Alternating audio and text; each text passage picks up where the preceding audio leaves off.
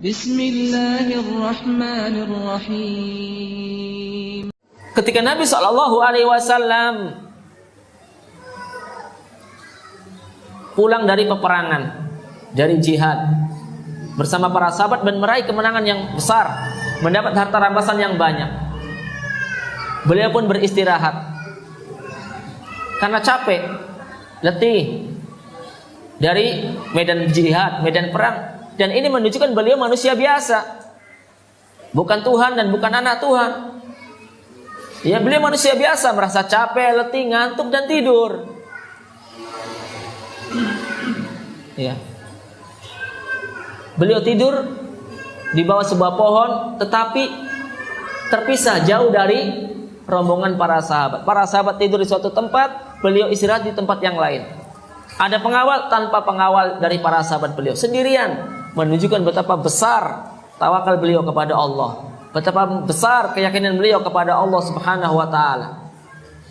Ketika beliau sedang tertidur pulas dan nyenyak, tiba-tiba lewat di dekat beliau badui musyrik, A'rabi musyrik.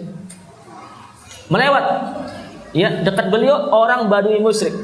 Dan orang ini telah mendengar bahwa orang-orang musyrikin Quraisy sedang melakukan sayembara, ya, bagi siapa yang mampu memenggal leher Nabi atau membunuh Nabi akan mendapat hadiah yang besar. Maka dia pun segera mendekati Nabi, lalu menguduskan pedangnya. Badui ini tahu ini Rasul, ini Muhammad yang sedang dicari-cari oleh orang-orang musyrikin Quraisy. Maka badui musyrik menguruskan pedangnya di atas kepala Nabi, di atas leher Nabi, dengan mengatakan, "Ya Muhammad, man yamna'uka minni?" Hei Muhammad, siapa yang melindungi dirimu dari pedangku ini? Dengan suara keras mengancam dan merasa dia aman untuk memenggalnya. Nabi pun terbangun dengan teriakan tersebut dan ancaman yang luar biasa dari badui musyrik. Terbangun. Apakah Nabi ketika bangun meminta maaf, bergemetar, ketakutan, pucat? Tidak.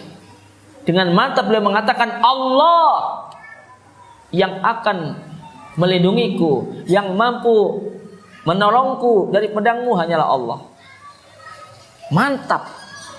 Dan Allah memenuhi janjinya akan senantiasa membela dan menolong serta melindungi Nabi dan Rasulnya, para wali-walinya. Bagaimana cara Allah menolong Rasulnya pada saat itu? Dengan cara memasukkan rasa takut di dalam hati badui musyrik tersebut. Rasa takut yang luar biasa. Ini cara pembelaan Allah dan pertolongan Allah kepada Rasulullah pada saat itu. Dimasukkan rasa takut yang luar biasa di dalam hati badui musyrik tadi, sehingga dia pun bergemetar karena ada rasa takut. Betapa mantap Nabi menjawabnya, Allah. Sehingga ketika dia bergemetar, tangan pun ikut bergemetar dan membuat pedangnya terjatuh dari tangannya, lepas. Ketika pedang itu terjatuh, Nabi segera mengambilnya, mengambil pedang tersebut, lalu Nabi mengunuskannya kepada badui musyrik tersebut. Diunuskan kembali kepada orang yang telah mengancam beliau. Nabi berkata, Man yamna'uka minni? Sekarang giliran Anda. Siapa yang mampu menjagamu? Siapa yang mampu membela dan melindungimu dari pedangku ini? Bagaimana jawaban badui musyrik tadi yang tadi agak berani mengancam Nabi? Apakah dia memanggil patung-patung dan berhala-berhalanya? Tidak. Dia katakan dengan jujur, La ahad. Tidak punya siapapun yang bisa melindungi diriku dari pedangmu. Dia mantap jawabnya, tidak punya saya, nggak ada Tuhan yang melindungi diriku. Kata badui tadi, silakan engkau bebas membunuhku, silakan, bunuh aja aku.